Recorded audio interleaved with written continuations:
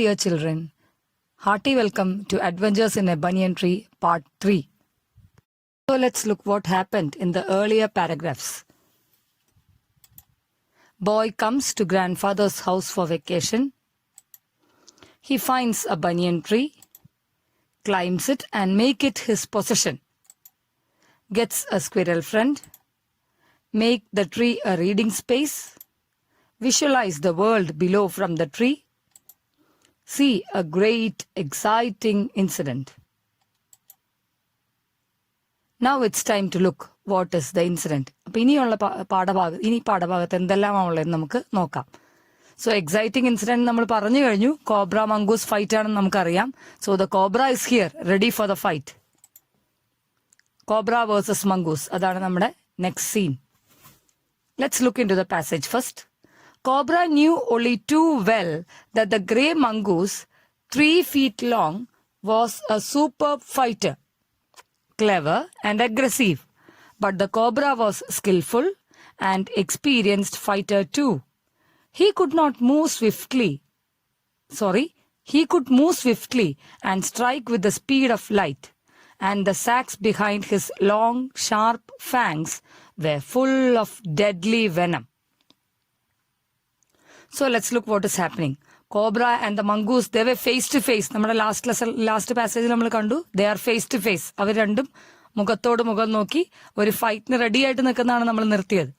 Cobra knew only too well that the grey mongoose, 3 feet long, വെറും 3 feet 3 അടി മാത്രം ഉള്ള ഗ്രേ മംഗൂസ്, കീരിയാണുള്ളത്, ഗ്രേ കളർ കീരിയാണുള്ളത്. എന്താ അവന്റെ പ്രത്യേകതകൾ അല്ലെങ്കിൽ അതിന്റെ സവിശേഷതകൾ എന്തൊക്കെയാണ്?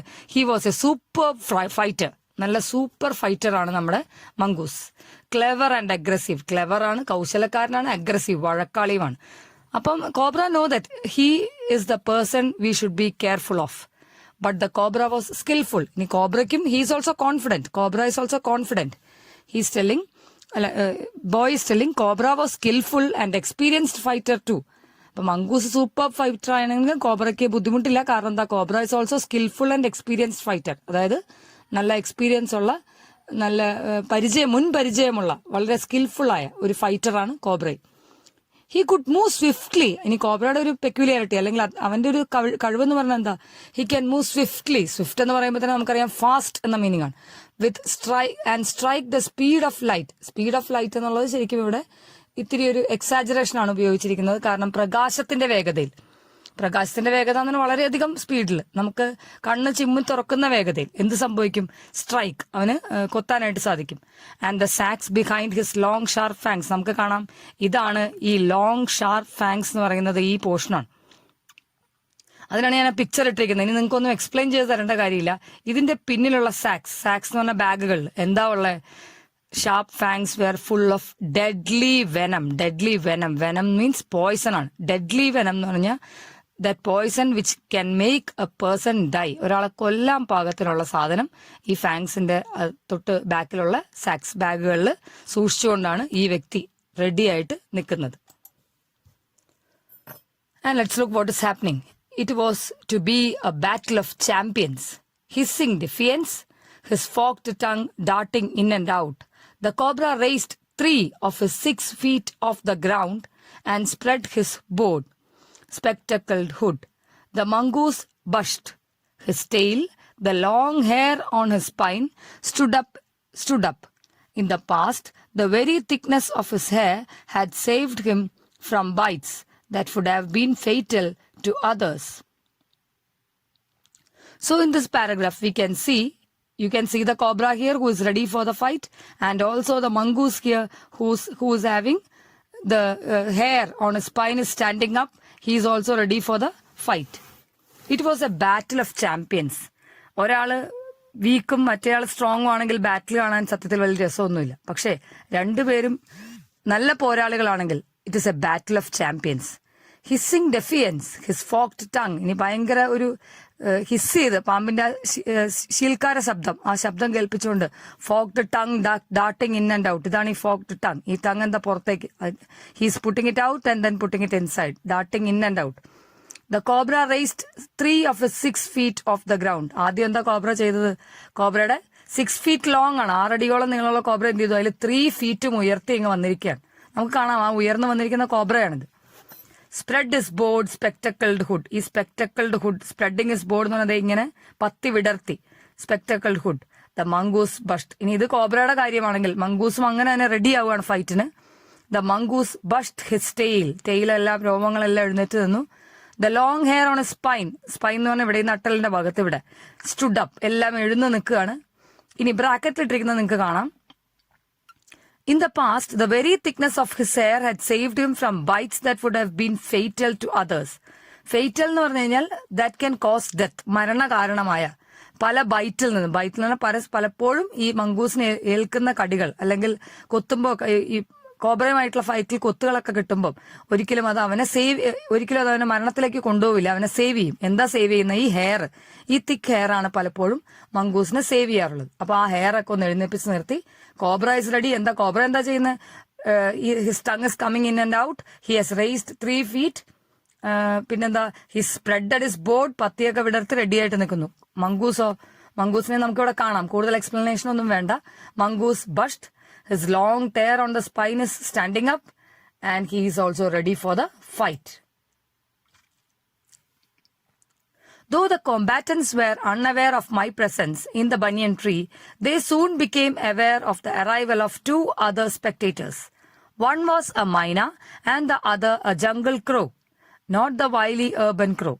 They had seen these preparations for battle and had settled on the cactus to watch the outcome. Had they been content only to watch, all would have been well with both of them. So again, the boy is telling, though the combatants were unaware of my presence, here my presence, the boy's presence. Combatants, the fighters, are fighters, the mongoose and the cobra, poraligal. They were unaware of my presence. And the event presence unaware. Unaware means they did not know the presence. അവർ അറിയുന്നില്ല ആരുടെ presence, ഈ ബോയുടെ presence. എന്താ കാര്യം? Because he sitting on the banyan tree. He's in the banyan tree. അതിന്റെ മുകളിൽ കയറിയിരിക്കുകയല്ലേ. So they did not see him. They soon became aware of the arrival of 2 other spectators. There were 2 other spectators. 2 കാഴ്ചക്കാർ വേറെയുണ്ട്, 2 viewers. ആ വ്യൂവേഴ്സിന് 2 പേരെയും ഈ കോബ്രയ്ക്കും മംഗൂസിനും കാണാൻ സാധിക്കും. അത് ആരൊക്കെയായിരുന്നു? One was a myna and the other a jungle crow. ബ്രാക്കറ്റിൽ നിങ്ങൾക്ക് കാണാം, നോട്ട് ദ വൈലി urban crow. വൈലി എന്ന് പറഞ്ഞാൽ കൗശലക്കാരനായ, അതായത് urban crow, ടൗണിലൊക്കെ ഉള്ള ക്രോയിനെ പോലെ അത്ര കൗശലക്കാരനൊന്നുമല്ല, വളരെ നിഷ്കളങ്കനായ ഒരു ജംഗിൾ ക്രോ ആയിരുന്നു അത്. They had seen these preparations for battle and had settled on the cactus. So they saw all these things. തൊട്ട് മുമ്പത്തെ പാരഗ്രാഫിൽ നമ്മൾ കണ്ടല്ലോ എന്തൊക്കെയാ പ്രിപ്പറേഷൻസ് ആണ് കോബ്രയും മംഗൂസ് നടത്തുന്നതെന്ന്. ആ പ്രിപ്പറേഷൻസ് എല്ലാം കണ്ടുകൊണ്ട് ഒരു കാക്ടസ് പ്ലാന്റിൽ, ഒരു മുൾച്ചെടിയുടെ മുകളിൽ ഇവർ 2 പേരും ഇരിക്കുകയാണ്. ഇനിയുള്ള sentence, had they been content only to watch, all would have been well with both of them. ആ സെന്റൻസ് ഒന്ന് പ്രത്യേകം ശ്രദ്ധിക്കുക. കഥാകാരൻ ഇത്തിരി നേരത്തെ നമുക്കൊരു സൂചന തരികയാണ്. ഹാഡ് ദേ ബീൻ കണ്ടന്റ് എന്ന് പറഞ്ഞാൽ ആ ഇംഗ്ലീഷിലെ റിയൽ സെന്റൻസ് അതിൽ വരികയാണെങ്കിൽ അതിങ്ങനെ വരും, if they had been content. Content എന്ന് പറഞ്ഞാൽ സാറ്റിസ്ഫൈഡ് അല്ലെങ്കിൽ സംതൃപ്തര്. എന്തിന് സംതൃപ്തര്? only to watch. ഈ മത്സരം അല്ലെങ്കിൽ ഈ പോരാളികളുടെ പോരാട്ടം കാണാൻ മാത്രമായിരുന്നു അവർ ഉദ്ദേശിച്ചിരുന്നതെങ്കിൽ ഇറ്റ് വാസ് നൈസ്, അത് നല്ലതായിരുന്നു. പക്ഷെ all would have been well for both of. 2 പേർക്കും അത് നല്ലതായിരുന്നു. ഇത് മത്സരം കണ്ട് അല്ലെങ്കിൽ ആ പോരാട്ടം കണ്ട് തിരിച്ചു പോവുകയായിരുന്നെങ്കിൽ, ഇവർക്ക് സംതൃപ്തി അടയുകയാണെങ്കിൽ ഇവർക്ക് 2 പേർക്കും അത് നല്ലതിനായിരുന്നു. അപ്പൊ അതിൽ നിന്ന് തന്നെ നമുക്ക് വ്യക്തമായ ഒരു കാര്യമുണ്ട്, ഇവർ വെറുതെ പോരാട്ടം കാണുകയല്ല ചെയ്തത്. They did something else. ആ സംതിങ് എൽസ് എന്താന്നുള്ളത് നമുക്ക് അടുത്ത പാസേജിൽ നോക്കാം. The cobra stood on the defensive, swaying slowly from side to side. You can see the cobra here. Cobra is spreading its hood and standing like this. Cobra is swaying slowly from side to side. ഓരോ side 2 സൈഡിലേക്കും ഇങ്ങനെ പതുക്കെ അനങ്ങാണ്. Trying to mesmerize the mongoose into marking a false move. ഇനിയാണ് തമാശ. എന്തിനാ ഈ cobra ഇങ്ങനെ ചെയ്യുന്നത്? അതായത് ഏത് സൈഡിലേക്കാണ് താൻ കൊത്താൻ വരുന്നതെന്ന് മംഗൂസിനൊരു ഐഡിയ കൊടുക്കരുത്. അവനെ മെസ്മറൈസ് ചെയ്യാം, അവനെ ഒരു മൂഢസ്വർഗത്തിൽ അല്ലെങ്കിൽ അവന് ഒരു ഐഡിയ കൊടുക്കാതെ അവനെ ചതിക്കാനുള്ള ഒരു പ്ലാൻ ആയിരുന്നു നമ്മുടെ കോബ്രയ്ക്ക്. ബട്ട് ദ മംഗൂസ്, മോശക്കാരനല്ല, but the mongoose knew the power of his opponents glassy unwinking eyes and refused to meet them. Instead, he fixed his gaze at a point just below the cobra's hood and opened the attack. Moving forward quickly until he was just within the cobra's reach, he made a feint to one side. Immediately, the cobra struck. His great hood came down so swiftly that I thought nothing could save the mongoose.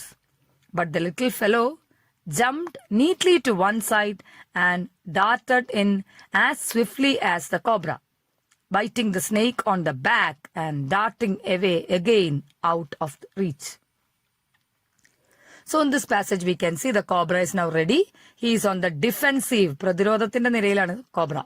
Swaying slowly from side to side, trying to mesmerize the mongoose. ഏത് സൈഡിലേക്കാണ് കുത്തുന്നത് എന്നുള്ള ഒരു confusion. He is trying to confuse the mongoose into marking a false move. തെറ്റായ ഒരു move കൊടുത്ത് ഒന്ന് confuse ചെയ്യുക.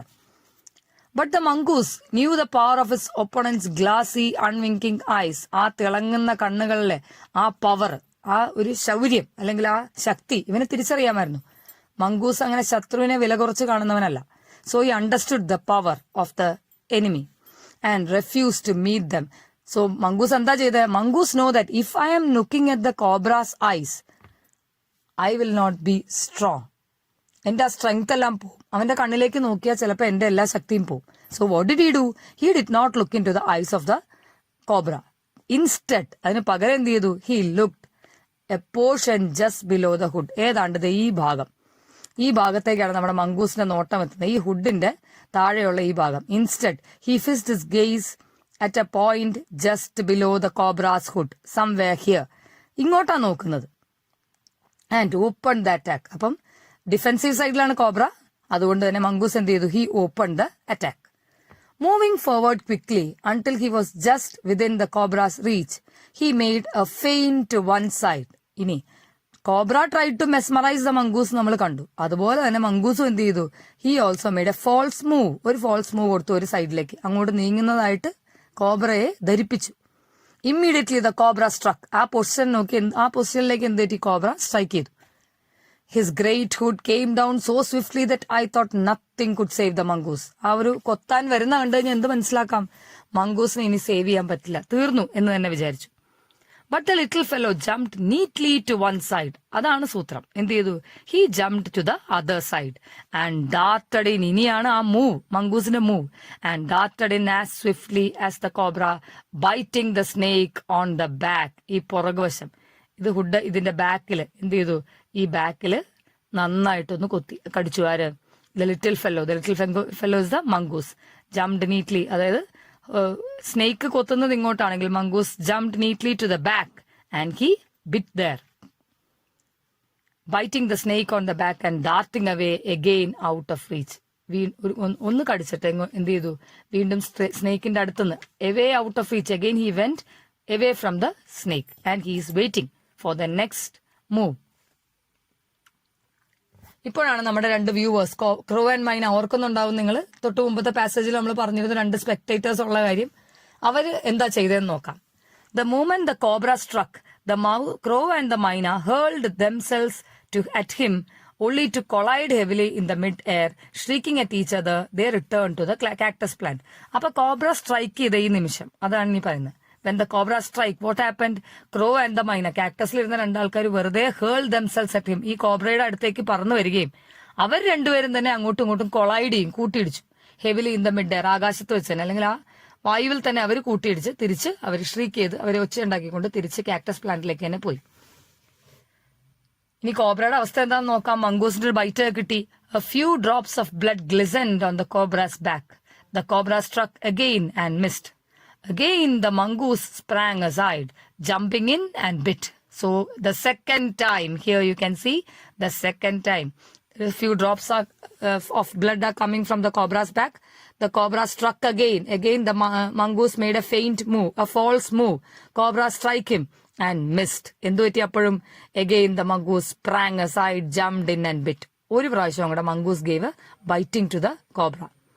Again the birds dived at the snake. Once more the birds came.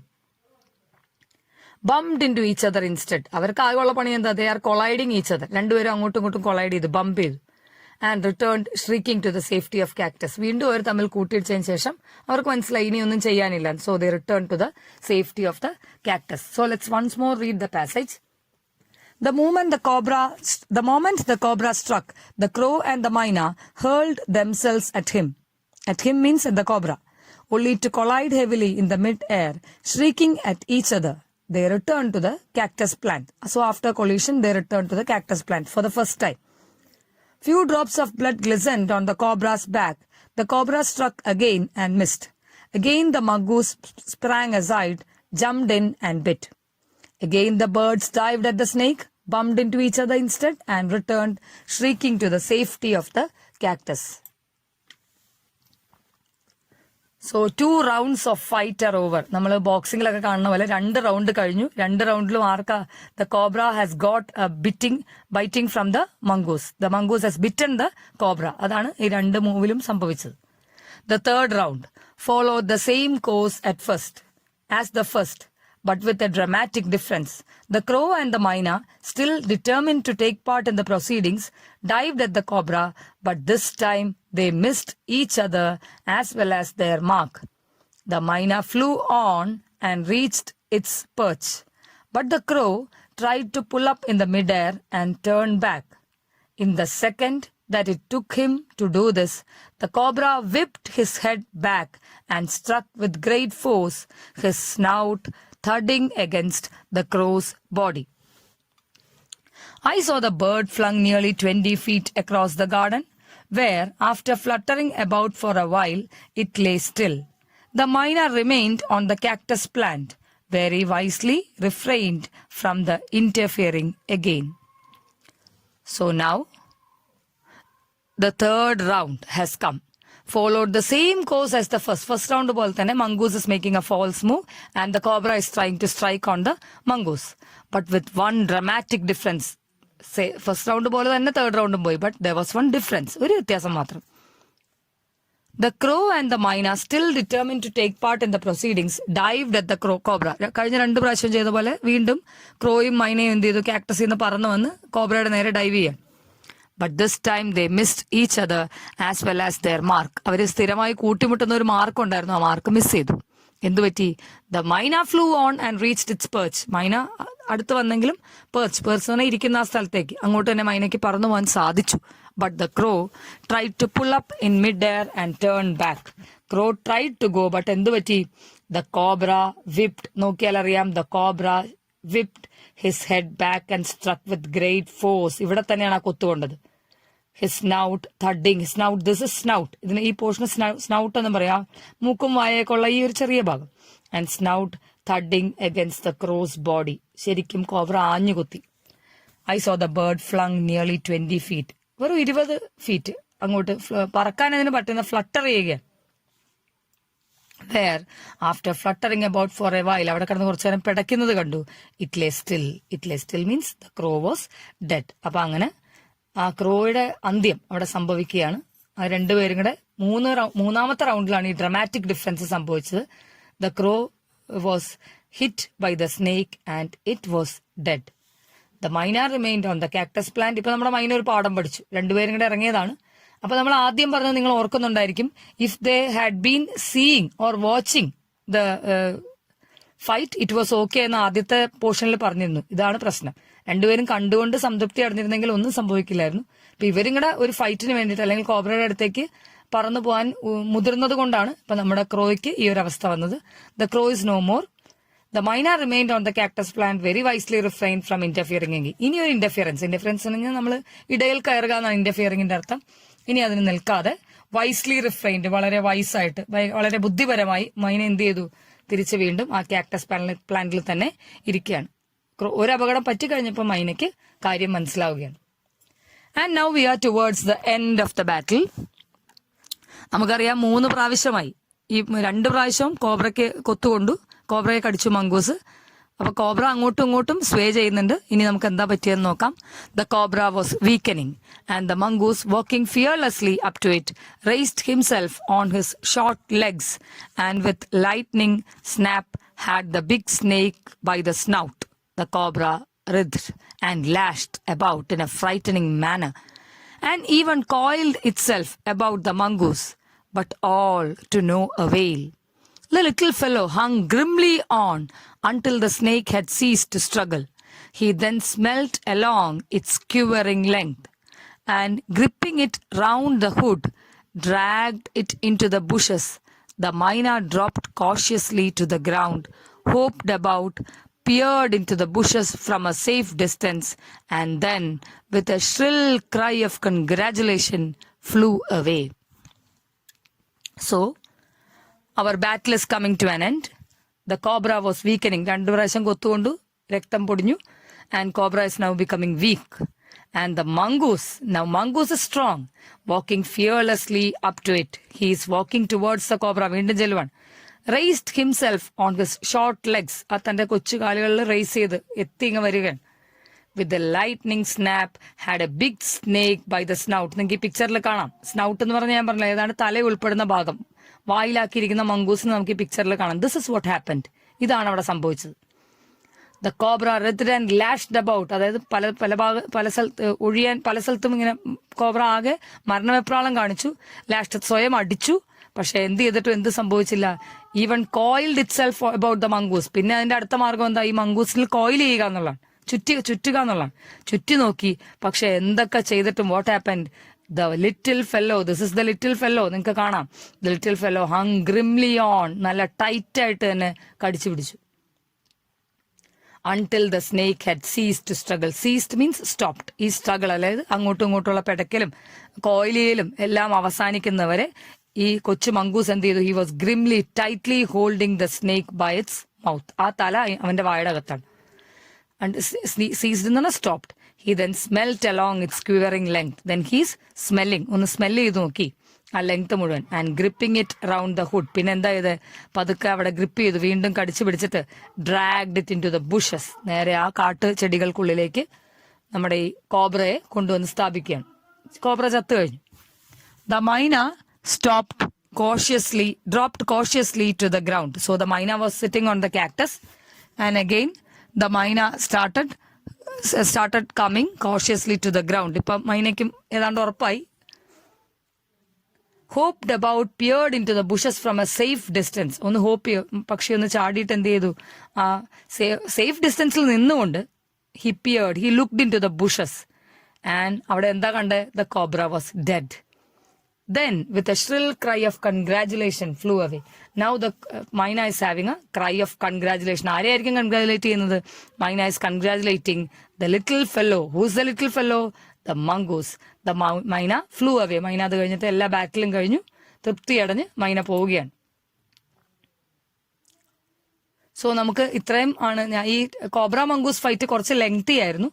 അത് ഞാൻ ഫുൾ ഒന്നിച്ചെടുത്തതിന്റെ കാരണം നമുക്കത് കൃത്യമായിട്ട് എല്ലാം മനസ്സിലായി പോകണമെങ്കിൽ ആ ഫൈറ്റ് ഒന്നിച്ച് തന്നെ പോകണം. അതിനാണ് ഒന്നിച്ചെടുത്തിരിക്കുന്നത്. ടെക്സ്റ്റ് ഉള്ളവരെല്ലാം ടെക്സ്റ്റിൽ ഈ ഭാഗം ഒന്ന് വായിച്ചു നോക്കണം, വായിക്കാതെ ഇരിക്കരുത്.